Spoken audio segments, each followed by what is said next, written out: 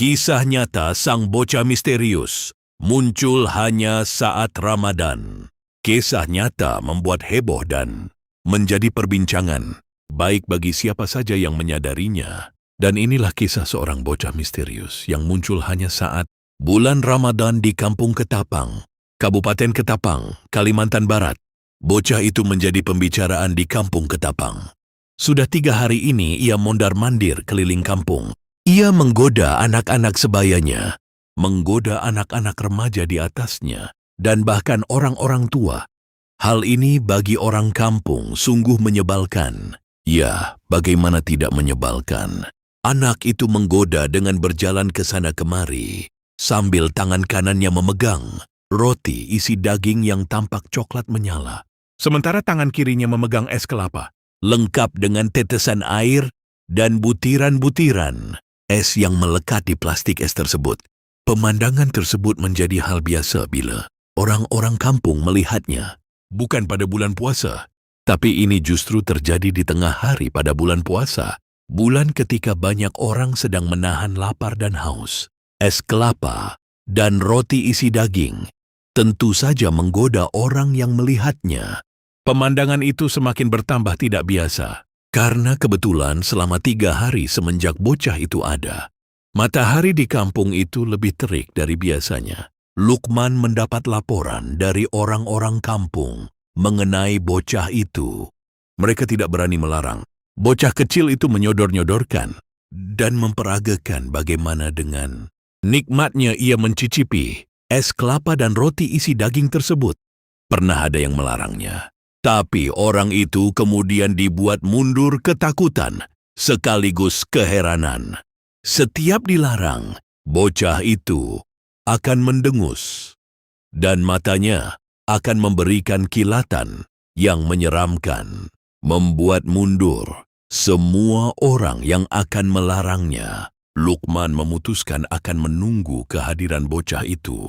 Kata orang kampung, belakangan ini, setiap ba'da zuhur, anak itu akan muncul secara misterius.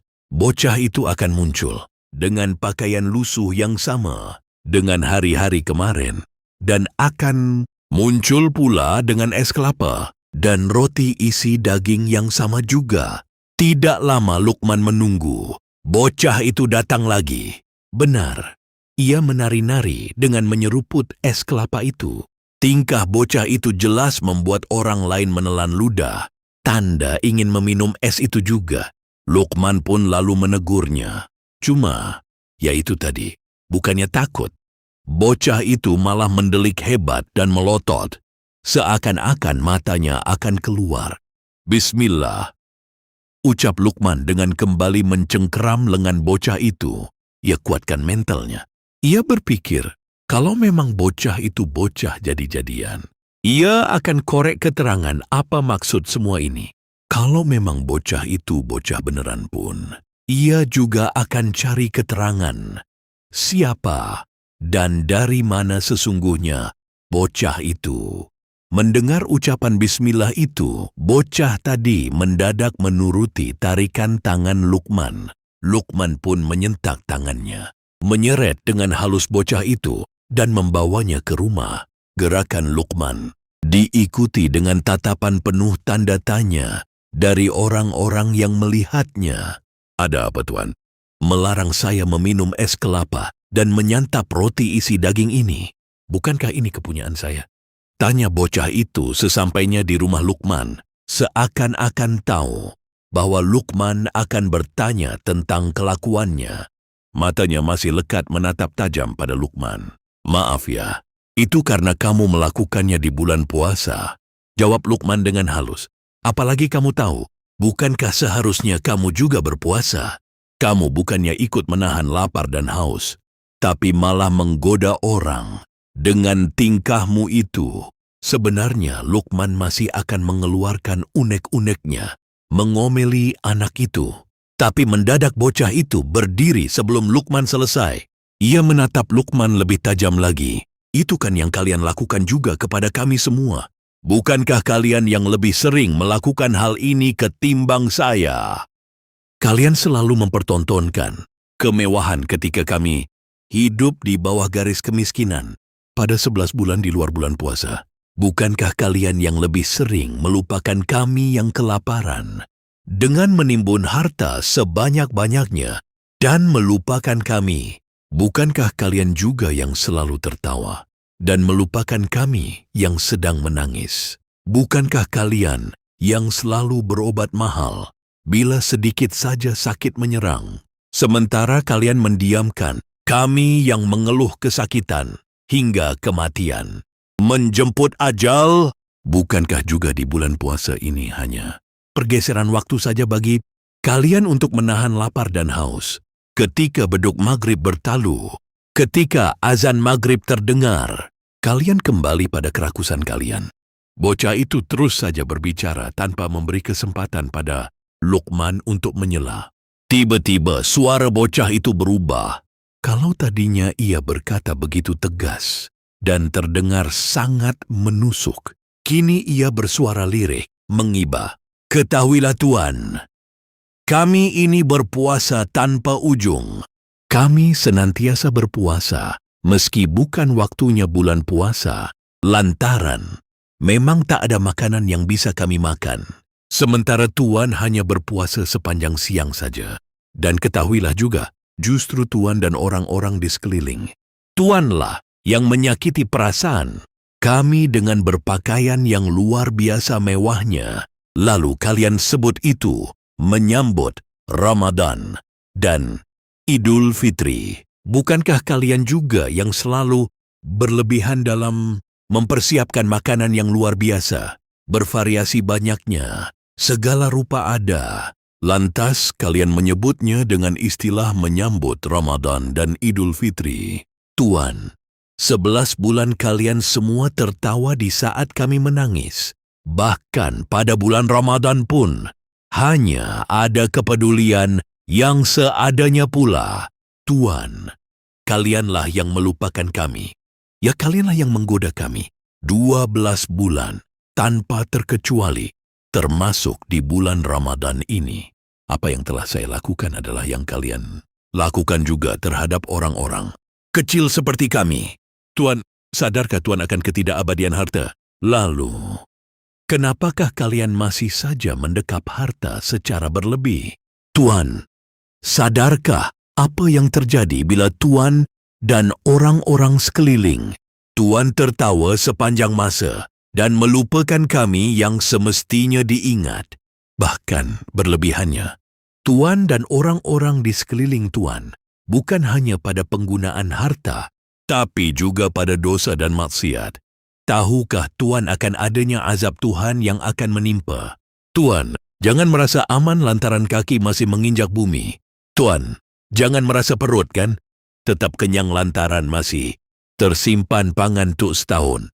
Jangan pernah merasa matahari tidak akan pernah menyatu dengan bumi kelak. Wah, entahlah apa yang ada di kepala dan hati Luqman. Kalimat demi kalimat meluncur, deras dari mulut bocah kecil itu tanpa bisa dihentikan. Dan hebatnya, semua yang disampaikan bocah tersebut adalah benar adanya.